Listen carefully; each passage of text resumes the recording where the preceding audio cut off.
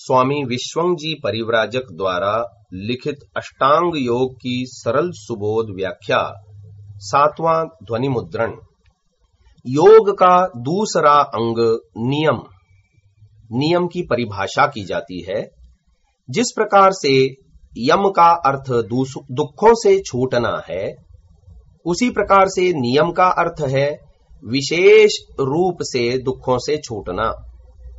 यहां पर यम व नियम के मौलिक अंतर को अवश्य समझना चाहिए। यम और नियम में अंतर। जब हम व्यवहार करते हैं तो परिवार, समाज, राष्ट्र व विश्व के साथ करते हैं। वैयक्तिक जीवन के साथ परिवार, समाज व राष्ट्र, विश्व का सूक्ष्मता से संबंध होता है। साधक को सभी प्राणी मात्र के साथ शुद्ध, निर्मल, पवित्र रहते हुए व्यवहार करना होता है। यम का संबंध मुख्य रूप से अन्यों के साथ है और नियम का संबंध मुख्य रूप से वैयक्तिक जीवन के साथ है। विशेष रूप से स्वयं के दुखों से छुड़ाने वाला होने से इसे नियम कहते हैं। नियम के विभाग। प्रथम है शौच, द्वितीय संतोष, तृतीय तप, चौथा स्वाध्याय और 5वां ईश्वर प्रणिधान। शौच की परिभाषा करते हैं। शुद्धि, निर्मलता, पवित्रता को शौच कहते हैं। वह शुद्धि 2 प्रकार से होती है। प्रथम बाह्य शुद्धि, द्वितीय आभ्यंतर शुद्धि। बाह्य शुद्धि वस्त्र, पात्र, स्थान, खान पान एवं धनोपार्जन को पवित्र रखना तथा शरीर को बाहर से पवित्र अर्थात निर्मल रखना। आंतरिक शुद्धि विद्या, ज्ञान, सत्संग, संयम, स्वाध्याय, सत्य और धर्म से मन व बुद्धि को पवित्र रखना। यद्यपि हम बाहर की शुद्धि के लिए प्रचुर मात्रा में प्रयत्न करते हुए बाहर से अच्छी प्रकार चमकते रहते हैं, पुनरपि हमारी दृष्टि अंदर की ओर नहीं जा पा रही है। यही तो आत्मा को धोखा देना है कि अंदर से अत्यधिक मल अर्थात काम, क्रोध, लोभ आदि से हम भरे हुए होते हैं। अंदर से कुछ और, बाहर से कुछ और दिखाने में प्रवृत्त होकर हम आत्मा व परमात्मा से दोनों से कोसों दूर होते जा रहे हैं। बाहर की शुद्धि रखना आवश्यक है, किंतु इतना आवश्यक नहीं जितना कि अंदर की शुद्धि रखना। बिना स्नान के एक बार चल भी सकता है, परंतु बिना मन की शुद्धि के नहीं चलेगा। मन की शुद्धि के बिना शांति, तृप्ति, संतोष, उपासना आदि हो ही नहीं सकते। बाहर से प्रत्येक व्यक्ति अपने को शुद्ध दिखा सकता है, यह साधारण सी बात है। अंदर की शुद्धि महत्वपूर्ण बात है। शौच पालन से होने वाले लाभ। प्रथम बाह्य शुद्धि से होने वाले लाभों को अनुशीलन करेंगे। पहला लाभ है स्वयं व अन्यों के प्रति आसक्त नहीं होता। दूसरा लाभ है शरीर व अन्य वस्तुओं की नश्वरता का बोध होता है। तीसरा लाभ है नित्य पदार्थों के प्रति आकर्षण, प्रेम, श्रद्धा व लगाव उत्पन्न होता है। चौथा लाभ है आत्म तत्व के लिए अधिक समय मिलता है। अब आंतरिक शुद्धि से होने वाले लाभों पर विचार करते हैं। इससे मन प्रसन्न होता है। मन की प्रसन्नता से एकाग्रता, एकाग्रता से इंद्रिय जय, इंद्रिय जय से समाधि व समाधि में आत्मा व परमात्मा का दर्शन होता है। बाह्य व आंतरिक शुद्धि का पालन करने से अहिंसा बलवती बनती है, जिससे शुद्धि का पालन करने वाले व्यक्ति के साथ उठने बैठने व अन्य प्रकार के व्यवहारों में सबको प्रसन्नता मिलती है। सभी जन सभी प्रयोजनों को सुगमता से पूरा कर सकते हैं। संसार में अपार प्राणी हैं। जो मनुष्य की गणना से परे हैं। प्रत्येक प्राणी स्वाभाविक रूप से शरीर की शुद्धि करता हुआ दिखाई दे रहा है।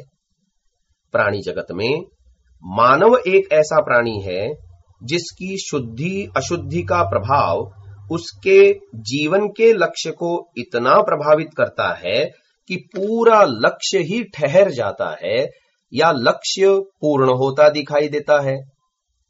मनुष्य जीवन के महत्वपूर्ण विभाग अर्थात अंग के रूप में शौच का अस्तित्व है। शौच का अर्थ है सफाई, स्वच्छता, निर्मलता, शुद्धि या पवित्रता के रूप में लिया जाता है। पृथ्वी, जल, अग्नि, वायु व आकाश की शुद्धि से शरीर पर सुप्रभाव पड़ता है। शरीर की शुद्धि से ब्रह्मांड पर सुंदर प्रभाव पड़ता है।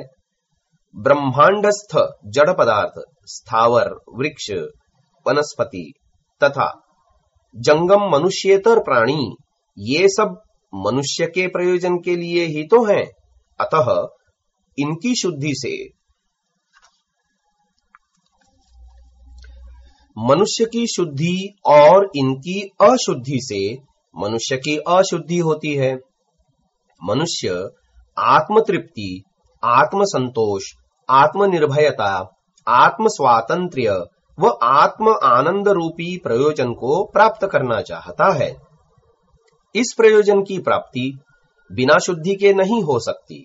यद्यपि मानव प्रातः काल उठने से लेकर रात्रि में निद्रा लेने तक शुद्धि करता ही रहता है। एक ओर मानव पात्र, वस्त्र, मकान, वाहन, भोजन व प्रयोग में आने वाली विभिन्न वस्तुओं जैसे टेलीविजन, फ्रिज आदि को शुद्ध करता रहता है, तो दूसरी ओर पृथ्वी, जल, अग्नि आदि पदार्थों को दूषित करता जा रहा है।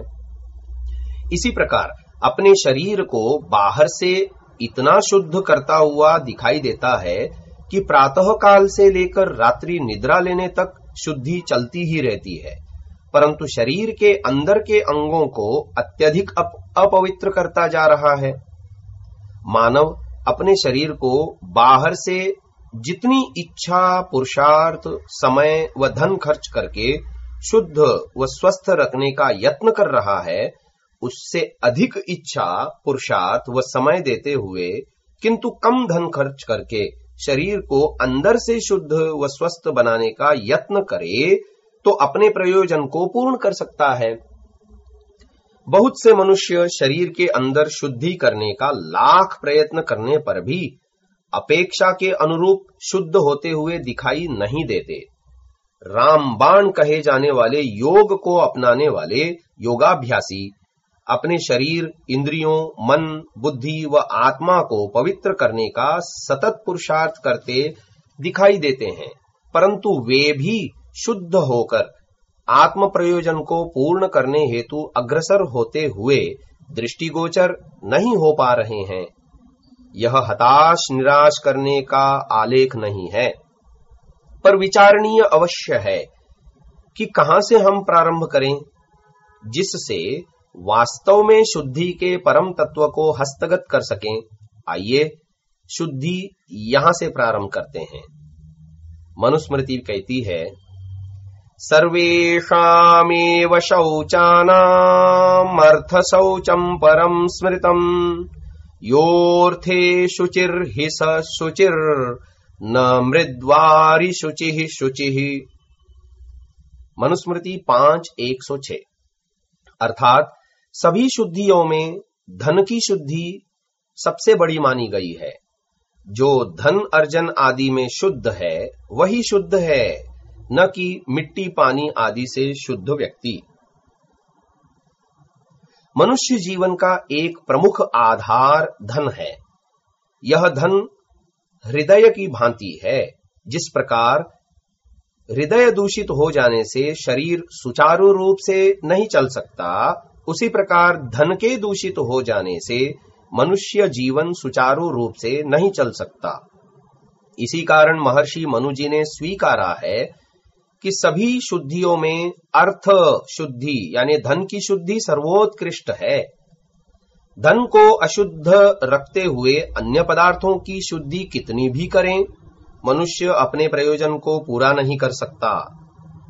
आज मानव अत्यंत दूषित तौर तरीकों, उपायों, साधनों से धनार्जन कर रहा है, अतः उसका धन अत्यंत दूषित हो रहा है।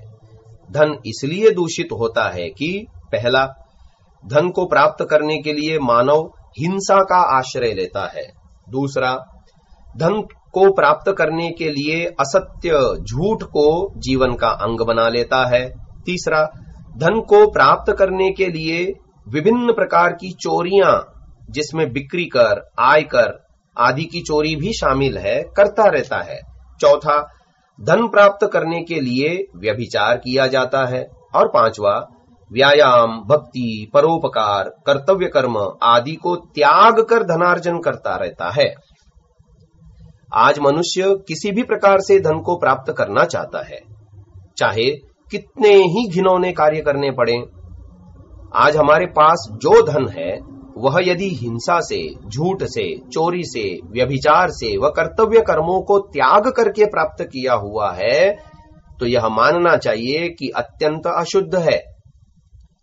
हृदय समान जीवन का आधार धन ही यदि अशुद्ध हुआ, तो उसके माध्यम से संपादित अन्य कर्म व अन्य शुद्धियां कैसे शुद्ध मानी जाएंगी?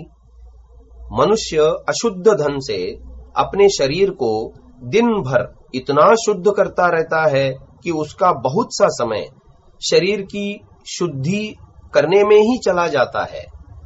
अपने को बाहर से इतना शुद्ध करके दिखाता है जैसे कि पूर्ण शुद्ध हो गया हो। उसकी शुद्धि के पीछे कितनी अशुद्धि छिपी हुई है, यह अंदर प्रवेश करने देखने से ही स्पष्ट हो सकता है। विचार के बिंदु इस प्रकार हैं। प्रथम है, मनुष्य का धन अशुद्ध है तो उसका ज्ञान भी अशुद्ध होगा। जिसका ज्ञान अशुद्ध है उसकी आत्मा अपवित्र ही रहेगी। द्वितीय विचार बिंदु है, मनुष्य का धन अशुद्ध है तो उसके कर्म भी अशुद्ध ही होंगे। अशुद्ध कर्म करने वाले की आत्मा भी मलिन ही होती है। तीसरा विचार बिंदु, मनुष्य का धन अशुद्ध है तो उसके जीवन में तपस्या नहीं होगी। जीवन के प्रयोजन को पूर्ण करने हेतु हानि लाभ, सर्दी गर्मी, भूख प्यास आदि द्वंद्वों को सहन करने का सामर्थ्य उत्पन्न ही नहीं होगा। चौथा विचार बिंदु, मनुष्य का धन अशुद्ध है तो उसका आहार भी अशुद्ध होगा।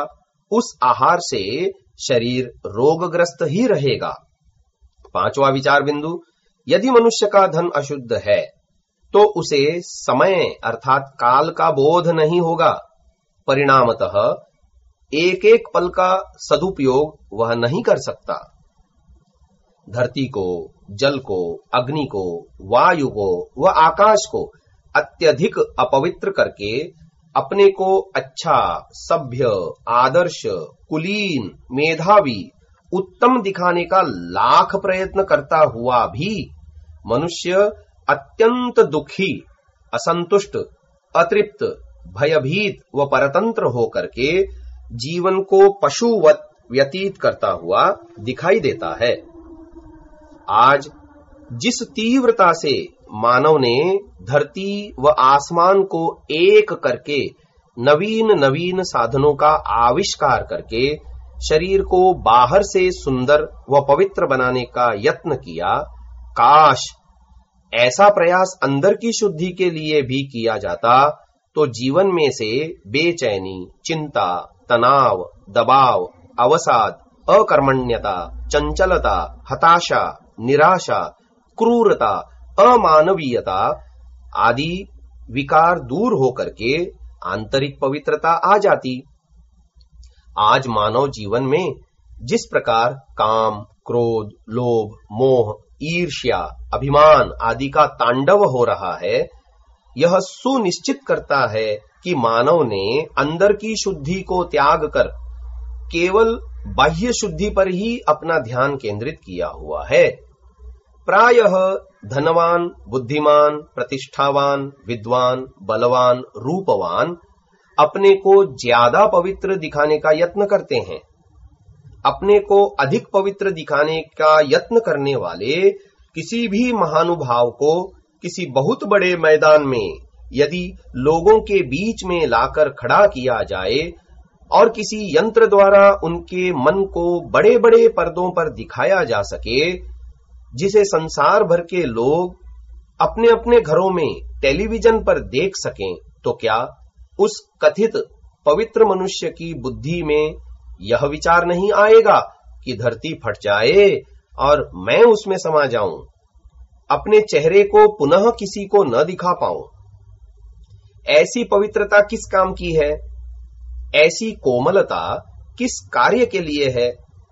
ऐसा ओजहीन, तेजहीन, रजह वीर्यहीन, कांतिहीन, बलहीन, संयमहीन व स्वास्थ्यहीन काया का क्या प्रयोजन है, जो न तो लोक में सुख देती है न लोगों के लिए हितकर ही है। अतः सर्वप्रथम धन को शुद्ध करके अन्य पदार्थों को शुद्ध करना चाहिए। पहले बाहर से शुद्ध करो, फिर अंदर से शुद्ध करो, पुनः अंदर से शुद्ध करो, फिर बाहर से शुद्धि करो। यह एक ऐसी श्रृंखला है कि अंदर व बाहर दोनों को सदा जोड़कर ही रखना होता है। हमारा धन बिना क्रूरता, हिंसा व घिनौने कर्म के विशुद्ध रूप से अहिंसक धन बन जाए। हमारा धन छल कपट, ठग, भ्रांति व झूठ आदि दोषों से रहित हो, वह पवित्र धन बन सके। हमारा धन दूसरों के खून व पसीने की कमाई न होकर स्पष्ट संवैधानिक चोरी रहित धन बन सके। हमारा धन स्त्री मात्र को अपनी माता, बहन, पुत्री मानकर प्राप्त किया गया बन सके। हमारा धन सभी कर्तव्य कर्मों को करते हुए प्राप्त किया हुआ धन बन सके। ऐसी प्रक्रिया में हमारा मन प्रसन्न, शांत, निर्मल व पवित्र बन पाएगा, जिससे आत्मा शुद्ध, पवित्र, निर्मल होकर अविद्या, काम, क्रोध, लोभ, मोह, ईर्ष्या, अहंकार से रहित होकर अपने प्रयोजनों को पूर्ण कर सकता है। महर्षि पतंजलि व वेद व्यास जी शौच को इस तरह बनाना चाहते हैं कि जीवन का हर पहलू आत्मा की सफलता का आधार बन सके। कोई भी क्षेत्र जीवन को सुखमय, शांतिमय बनाने से रह न जाए, इसी उद्देश्य से शौच को योग का नियम के अंतर्गत एक विभाग बनाया। यह शुद्धि जीवन का महत्वपूर्ण विभाग है। इसे अपनाकर बाह्य शुद्धि के समान आंतरिक शुद्धि को भी करते रहना है और आंतरिक शुद्धि को अपेक्षाकृत बाह्य शुद्धि के अधिक महत्व भी देना है।